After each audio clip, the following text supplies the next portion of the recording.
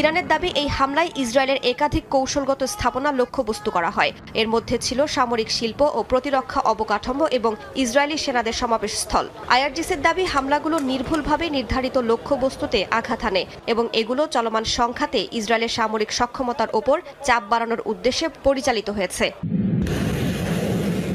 4 মার্কিন বিমান ঘাঁটিতেও হামলার দাবি করেছে আইআরজিসি। পাশাপাশি মার্কিন বিমানবাহী রণতরীকে সহায়তাকারীদের লক্ষ্যবস্তু করার হুঁশিয়ারি দিয়েছে বাহিনীটি। সেই সঙ্গে মার্কিন প্রেসিডেন্ট ডোনাল্ড ট্রাম্পকে চ্যালেঞ্জ জানিয়ে আইআরজিসির মুখপাত্র বলেন, সাহস থাকলে যেন যুক্তরাষ্ট্র পারস্য উপসাগরে জাহাজ পাঠায়।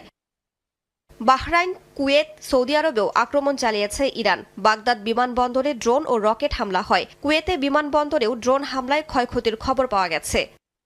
এদিকে যুদ্ধবন্ধে যুক্তরাষ্ট্রের সঙ্গে আলোচনায় ইরান আগ্রহী নয় বলে জানিয়েছেন দেশটির পররাষ্ট্রমন্ত্রী আব্বাস আরাকচি।